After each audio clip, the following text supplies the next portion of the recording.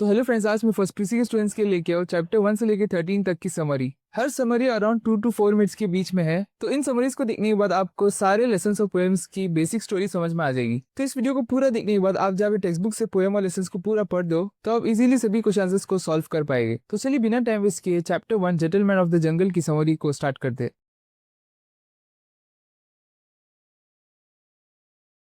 यह कहानी, जो केन्या के किकुयू लोगों की कहानियों से ली गई है, एक जोरदार प्रतीक है जो 19वीं और 20वीं शताब्दी में अफ्रीकी लोगों पर यूरोपीय उपनिवेशवाद को दर्शाती है। यह कहानी एक आदमी और एक हाथी के बीच की है, जो शुरुआत में दोस्ती और भरोसे के रूप में दिखती है, लेकिन धीरे धीरे धोखा और शोषण में बदल जाती है। कहानी की शुरुआत तब होती है जब एक हाथी तूफान के दिन एक आदमी से पूछता है कि क्या वह अपनी छोटी सी झोपड़ी में उसका सिर्फ ट्रंक अंदर रखने दे सकता है। आदमी दया और दोस्ती के कारण सहमत हो जाता है, यह सोचते हुए कि उनके लिए जगह काफी होगी। लेकिन हाथी धीरे धीरे पूरी झोपड़ी पर कब्जा कर लेता है और आदमी को बारिश में बाहर कर देता है। यह घटना उस तरीके को दर्शाती है जिस तरह यूरोपियन पावर्स ने शुरुआत में अफ्रीकन कम्युनिटीज को दोस्ती और सुरक्षा का भरोसा दिया, लेकिन बाद में उनकी जमीन और संसाधनों पर कब्जा कर लिया। जब आदमी इसका विरोध करता है और अपनी झोपड़ी वापस मांगता है, तो यह विवाद शेर, जो जंगल का किंग होने का दावा करता है, के ध्यान में आता है। शेर शांति और न्याय की बात करते हुए एक कमीशन ऑफ इंक्वायरी बनाने का सुझाव देता है, लेकिन कमीशन में सिर्फ हाथी के वफादार जानवर होते हैं, जैसे कि राइनोसेरोस, बफलो, फॉक्स, लेओपार्ड और एलिगेटर। आदमी को यह कहकर बाहर रखा जाता है कि वह जंगल लॉ की इंट्रिकेसीज को समझने के लिए पर्याप्त पढ़ा लिखा नहीं है। यह जानबूझकर की गई अनदेखी उस तरह की कॉलोनियल मार्जिनलाइजेशन को दर्शाती है जिसमें अफ्रीकन लोगों को उनके अपने अधिकारों और जमीनों पर निर्णय लेने की प्रक्रिया से बाहर कर दिया गया। इंक्वायरी के दौरान हाथी यह दावा करता है कि उसने आदमी की झोपड़ी को तूफान से बचाने के लिए उसमें जगह बनाई और खाली जगह का बेहतर उपयोग किया। अन्य जानवर भी हाथी की कहानी का समर्थन करते हैं, जबकि आदमी के विरोध को इरेलेवेंट और बैकवर्ड कहकर खारिज कर दिया जाता है। कमीशन अंततः हाथी के पक्ष में फैसला देती है, यह कहते हुए कि उसने आदमी की भलाई के लिए काम किया और उसे कहीं और नई झोपड़ी बनाने का सुझाव दिया। यह प्रक्रिया बार बार दोहराई जाती है। जब भी आदमी नई झोपड़ी बनाता है, उसे फिर से किसी दूसरे जानवर द्वारा कब्जा लिया जाता है। हर बार रॉयल कमीशंस वही बायस्ड निष्कर्ष देती हैं, जिससे आदमी हर बार बेघर और असहाय हो जाता है। यह कॉलोनियल गवर्नमेंट्स द्वारा अफ्रीकन लोगों की सिस्टमैटिक लैंड ग्रैबिंग और इंस्टीट्यूशनलाइज्ड रेसिज्म को दर्शाता है। आखिरकार आदमी को समझ आता है कि जंगल की तथाकथित जस्टिस सिस्टम पर भरोसा करना बेकार है। वह एक बड़ी और आकर्षक झोपड़ी बनाता है जिसे जानवर तुरंत कब्जा करने आते हैं। जैसे ही जानवर नई झोपड़ी में घुसते हैं और उसमें अधिकार के लिए लड़ने लगते हैं, आदमी उसे आग लगा देता है और जानवरों को खत्म कर देता है। यह निर्णायक कदम आदमी की उस रियलाइजेशन को दर्शाता है कि उसे अपने हक और सम्मान को वापस पाने के लिए खुद कार्रवाई करनी होगी।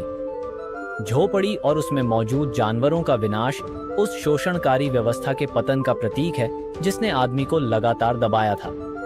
कहानी का अंत आदमी के इस विचार के साथ होता है कि शांति की कीमत होती है, लेकिन वह कीमत चुकाने लायक होती है। यह कहानी यह दिखाती है कि धोखा और शोषण भले ही कुछ समय के लिए काम कर जाए, लेकिन यह हमेशा के लिए टिक नहीं सकता। यह संघर्ष और सशक्तिकरण की कहानी है जो किकुयू लोगों के कॉलोनियल ऑपरेशन के खिलाफ खड़े होने और अपने अधिकारों को वापस पाने के दृढ़ संकल्प को दर्शाती है। The poem starts with the child expressing अपनी खुशी जब वो एक समर मॉर्निंग में उठा है। नेचर का सुकून, जैसे बर्ड्स का गाना और स्काईलार्क की मेलोडी, उसे एक सेंस ऑफ फ्रीडम और कंपेनियनशिप देते हैं।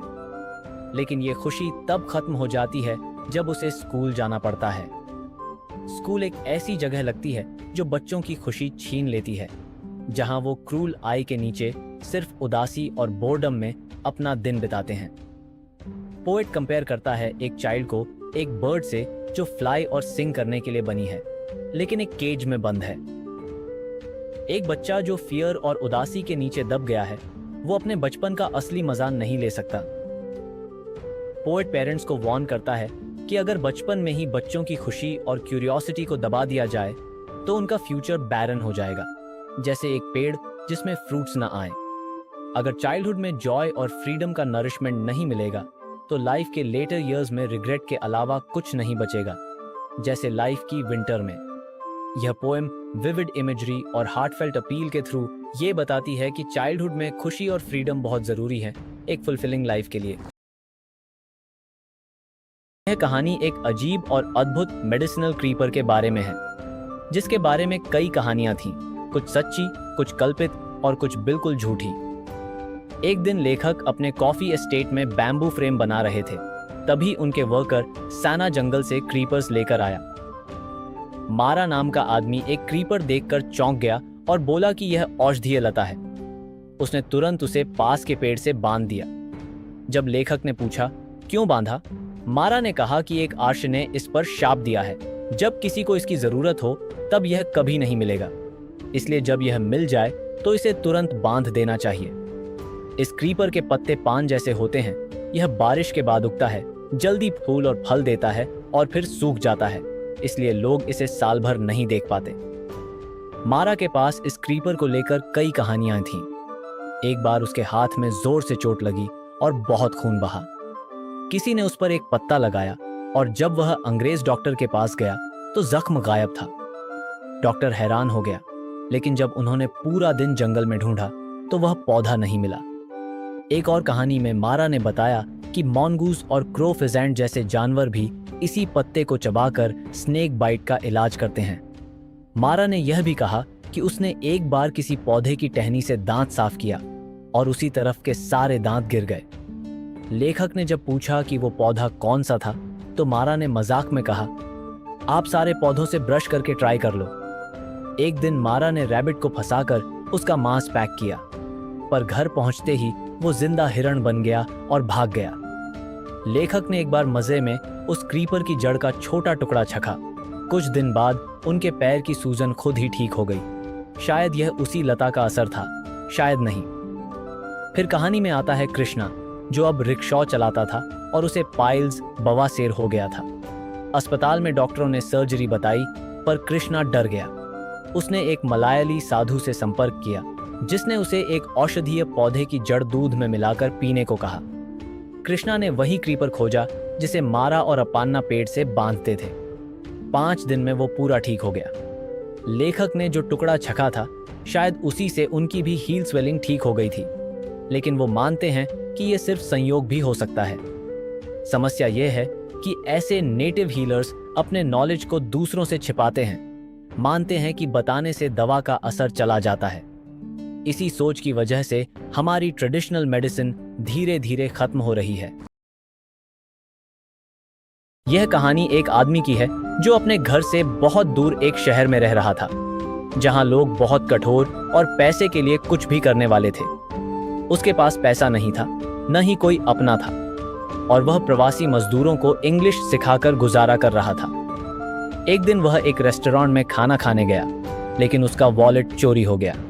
रेस्टोरेंट का मालिक उस पर इल्जाम लगाकर सबके सामने उसे बेइज्जत करने लगा और पैसे न देने पर उससे कपड़े उतारने को कहा। जब वह अपनी पैंट उतारने ही वाला था, एक लंबा आदमी जिसकी नीली आंखें और लाल पगड़ी थी आया और उसका बिल चुका दिया। उसने नैरेटर को एक सुनसान पुल पर ले जाकर कहा कि पीछे मुड़कर न देखे और अगर कोई पूछे तो कह देना कि उसे नहीं देखा। फिर उसने अपनी जेब से 5 चुराए हुए वॉलेट्स निकाले, जिनमें से एक नरेटर का था। उसने वॉलेट वापस दिया बिना कुछ लिए और कहा, भगवान तुम्हारा भला करे। नरेटर ने भी कहा, भगवान तुम्हारा भी भला करे। यह कहानी दिखाती है कि चोरी करने वालों में भी कभी कभी इंसानियत जिंदा होती है। पोएट कहता है कि पैसे को लेकर पूरी इंसानियत पागल हो चुकी है। हर इंसान के अंदर ये पागलपन का एक छोटा हिस्सा होता है। जब कोई आदमी किसी को पैसे देता है, जैसे 1 पाउंड या 10 पाउंड नोट, तो उसे डर या दुख होता है। लोग पैसों से डरते हैं क्योंकि इसका समाज में बहुत ज्यादा क्रूर असर है। असली डर पैसे का नहीं, बल्कि उन लोगों का है जो पैसे को भगवान बना चुके हैं। अगर किसी के पास पैसे नहीं हैं तो समाज उसे बेइज्जत करता है, जैसे उसे मिट्टी खाने को मजबूर करता है।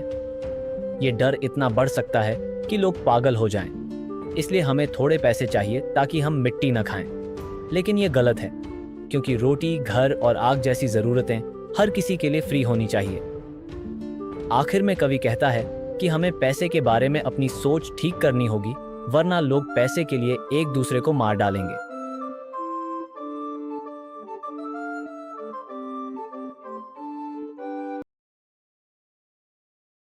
बाबर अली एक ऐसा लड़का है जो सिर्फ 16 साल का है, लेकिन पहले से ही एक स्कूल का हेडमास्टर बन चुका है। वो वेस्ट बंगाल के मुर्शिदाबाद जिले के एक छोटे से गांव गंगापुर में रहता है।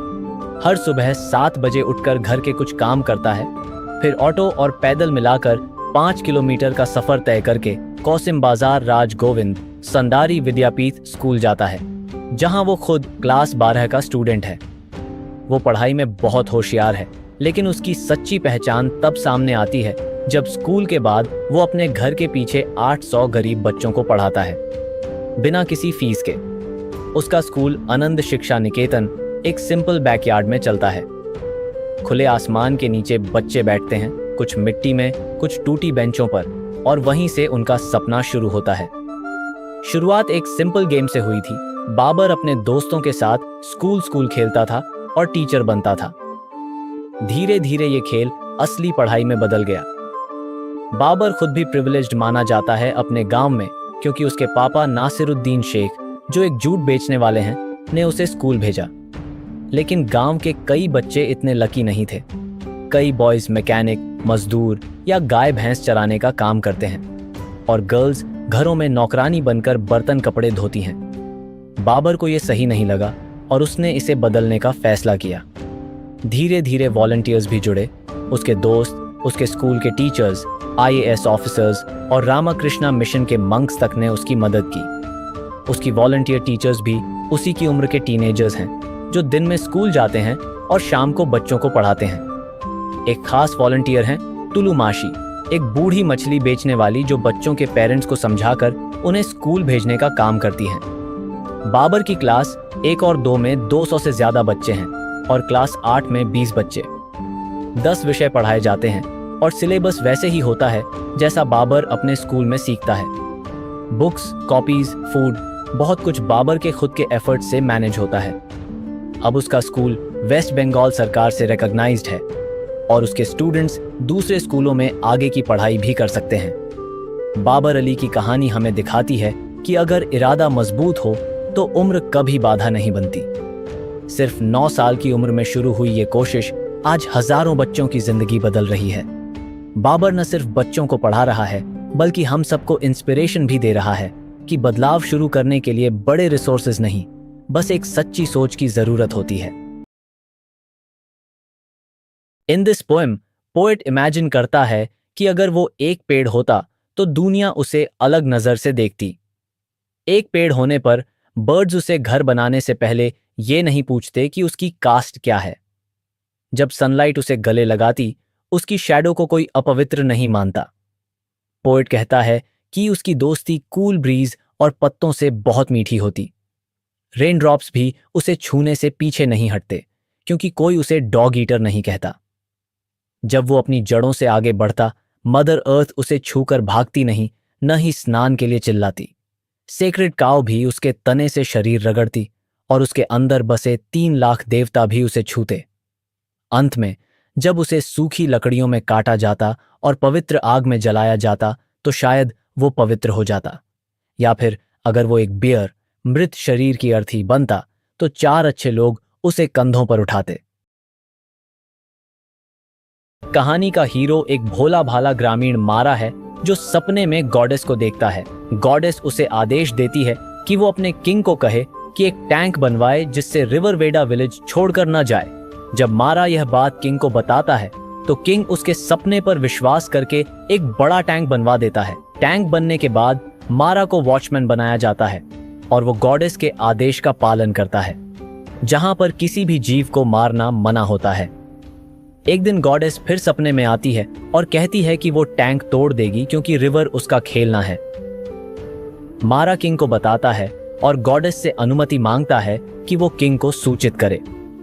उसके बाद वो किंग से कहता है कि इस संकट को टालने का एक ही उपाय है, उसकी हत्या करके उसके बेटे को अगला वॉचमैन बनाना, ताकि ये ड्यूटी पीढ़ी दर पीढ़ी चलती रहे। अंत में मारा के बलिदान की याद में एक श्राइन बनाया जाता है, जहां उसका बेटा गांगा और उसका पोता लेक के वॉचमैन के रूप में सेवा देते हैं। ये कहानी हमें सिखाती है कि नेचुरल रिसोर्सेज की रक्षा और उनकी कंजर्वेशन के लिए त्याग और ईमानदारी कितनी जरूरी है, और कैसे फोकलोर के माध्यम से लोगों तक एथिकल और एनवायरमेंटल वैल्यूज पहुंचती हैं। ये पोएम एक औरत के दर्द और संघर्ष की कहानी है, जो अपने पति के सुसाइड के बाद अकेली छोड़ दी गई है, फाइनेंशियल और इमोशनल बोझ उठाते हुए। यह कविता दिखाती है कि कैसे कर्ज और गरीबी का बोझ, खासकर कॉटन ग्रोइंग फार्मर्स के लिए, जिंदगी को तोड़कर रख देता है। स्पीकर अपने पति के मरने का शोक मनाती है, लेकिन इस बात से भी टूट जाती है कि उन्होंने अपने पीछे 4 बच्चों का बोझ और एक उजड़ी जिंदगी छोड़ दी। वह सोचती है कि खेत में फसल बर्बाद हो गई, लेकिन उसके बच्चों का क्या? वह कैसे अपने बच्चों को अकेला छोड़ सकती है? यह एक माँ की मजबूत और प्रोटेक्टिव छवि दिखाता है, जो हार नहीं मानती। पोएम का टोन सैडनेस और गुस्से के बीच घूमता है। स्पीकर अपने पति को याद करती है, उनका प्यार याद करती है, लेकिन उनके डर से भागने के फैसले पर नाराज भी है। वह याद करती है कि उसने हमेशा अब्यूज, गरीबी और इंसल्ट सहा, फिर भी जिंदा रही। अब वह फैसला करती है कि वह जिंदगी से नहीं भागेगी, लड़ाई करेगी और अपने बच्चों को एक बेहतर जिंदगी के लिए तैयार करेगी। यह कविता सिर्फ एक व्यक्ति की कहानी नहीं है, बल्कि उस सिस्टम की आलोचना भी है जो फार्मर्स और उनकी फैमिलीज को गरीबी और कर्ज के जाल में फंसाकर रखता है। साथ ही यह एक औरत की हिम्मत और जिंदगी जीने की उम्मीद का उदाहरण है। फ्रेडरिक डगलस उनकी लाइफ स्टोरी बताते हैं, जिसमें वो बताते हैं कि उनका जन्म स्लेवरी में हुआ था, मैरीलैंड में, लेकिन उन्हें अपना एग्जैक्ट जन्म साल भी नहीं पता था, क्योंकि स्लेव चिल्ड्रन को उम्र जानने की अनुमति नहीं होती थी। वाइट चिल्ड्रन अपनी एज जानते थे, लेकिन स्लेव्स को पूछना भी इम्पर्टिनेंट माना जाता था। छोटी उम्र में ही फ्रेडरिक को अपनी माँ से अलग कर दिया गया था, जो स्लेव सिस्टम की एक क्रूल परंपरा थी, ताकि बच्चे और माँ के बीच अफेक्शन डेवलप न हो सके। उनकी माँ उनसे सिर्फ रात में मिलने आती थी और दिन होने से पहले चली जाती थी, इसलिए फ्रेडरिक कभी अपनी माँ को अच्छे से जान नहीं पाए। फ्रेडरिक बताते हैं कि उनका पिता एक वाइट मैन था। संभव है कि वही मास्टर भी उनका पिता हो, लेकिन स्लेव्स को ऐसे सच जानने का कोई हक नहीं दिया जाता था। स्लेव मदर्स के चिल्ड्रन ऑटोमेटिकली स्लेव बना दिए जाते थे, जिससे वाइट स्लेव होल्डर्स अपने ही बच्चों को भी प्रॉपर्टी की तरह बेच सकते थे। ऐसे केसेस में बच्चों को अपनी वाइट मिस्ट्रेस से और भी ज्यादा क्रूरटी सहनी पड़ती थी। फ्रेडरिक अपने फर्स्ट मास्टर कैप्टन एंथनी और ओवरसियर प्लमर की क्रूरता का जिक्र करते हैं। प्लमर अल्कोहलिक और वायलेंट था और अक्सर विमेन स्लेव्स के सिर फाड़ देता था। फ्रेडरिक कहते हैं कि वो अक्सर सुबह सुबह अपनी खूनी चीखों से जागते थे, जब उनका मास्टर उनकी ओन आंट को बुरी तरह विप करता था। उसकी क्रूरटी इतनी भयानक थी कि कोई टीयर्स, कोई प्रेयर्स, कुछ भी उसे रोक नहीं सकता था।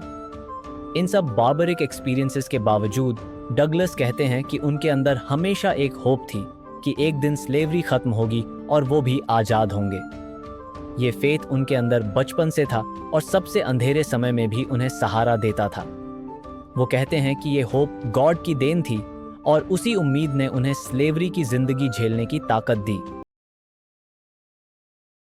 पोएम एन ओल्ड वुमन एक स्ट्रॉन्ग और आई ओपनिंग कविता है, जिसमें पोएट एक टूरिस्ट प्लेस पर मिली एक बूढ़ी औरत का अनुभव डिस्क्राइब करता है। पोएट कहता है कि एक ओल्ड वुमन उसकी स्लीव पकड़कर साथ चलने लगती है और उसे 50 पैसे कॉइन मांगती है। वो कहती है कि वह उसे हॉर्स शू श्राइन तक लेकर जाएगी, जबकि पोएट पहले ही उसे देख चुका होता है। पोएट उसे टालने की कोशिश करता है, लेकिन वो औरत उसके साथ लंगड़ाते हुए चलती रहती है और उसकी शर्ट पकड़कर उसे जाने नहीं देती।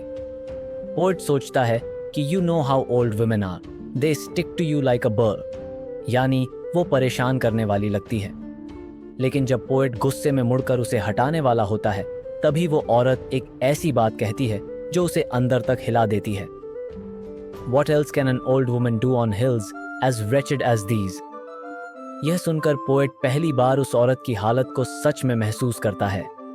पोएट जब उसकी आंखों में देखता है जो बुलेट होल्स जैसी लगती हैं, तो उसे लगता है कि उसकी रिंकल्स और उसके आसपास की दुनिया, हिल्स, टेम्पल्स और स्काई सब क्रैक हो रहे हैं। यह एक मेटाफोर है जो दिखाता है कि उस औरत की गरीबी और दर्द पोएट की सारी इल्यूजन तोड़ देती है।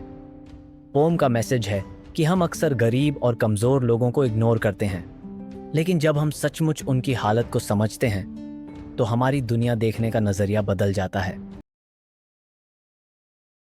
टू जेंटलमैन ऑफ वेरोना एक बहुत ही भावुक और इंस्पायरिंग कहानी है जो सैक्रिफाइस, रिस्पॉन्सिबिलिटी और ट्रू जेंटलमैनलीनेस को दिखाती है। कहानी नरेटर के इटली यात्रा के दौरान शुरू होती है, जब वेरोना के आउटस्कर्ट्स पर उसे दो छोटे भाई मिलते हैं, निकोला 13 साल और जाकोपो 12 साल, जो वाइल्ड स्ट्रॉबेरीज बेच रहे होते हैं। उनके कपड़े शैबी होते हैं, लेकिन उनकी आंखों में ईमानदारी और सीरियसनेस दिखती है जो नरेटर को अट्रैक्ट करती है।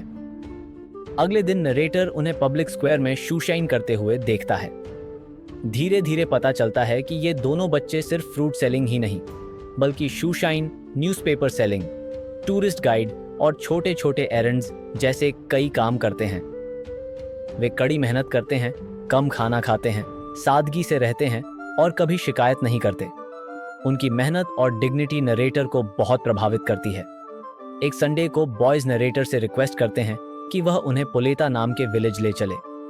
वहां नरेटर देखता है कि वे एक हॉस्पिटल बन चुकी विला में जाते हैं। यहीं सच्चाई सामने आती है। उनकी बड़ी बहन लूसिया वहां एडमिटेड होती है, जो वॉर के बाद ट्यूबरकुलोसिस ऑफ द स्पाइन से पीड़ित होती है। उनके पेरेंट्स वॉर में मारे जा चुके होते हैं और उनका घर भी बॉम्ब अटैक में नष्ट हो चुका होता है। निकोला और जाकोपो अपनी बहन के इलाज के लिए चुपचाप दिन रात मेहनत करते हैं और हॉस्पिटल फीस रेगुलरली पे करते हैं। वॉर के समय ये दोनों बॉयज रेजिस्टेंस मूवमेंट का हिस्सा भी रहे थे और अपनी जान जोखिम में डालकर मैसेजेस पहुंचाते थे। कहानी के अंत में नरेटर उनका सीक्रेट समझ जाता है और उसका सम्मान करता है। वह महसूस करता है कि ट्रू जेंटलमैन अच्छे कपड़ों या स्टेटस से नहीं, बल्कि त्याग, जिम्मेदारी और निस्वार्थ प्रेम से बनते हैं। वॉर ने उनका बचपन छीन लिया, लेकिन उनके कैरेक्टर और करेज को और भी मजबूत बना दिया।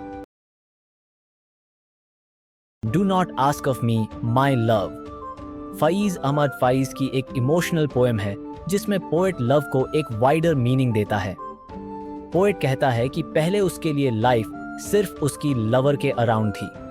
उसकी ब्यूटी, उसकी आईज और उसका सैडनेस उसे दुनिया का सबसे बड़ा दुख लगता था और बाकी सब कुछ उसके लिए मैटर ही नहीं करता था।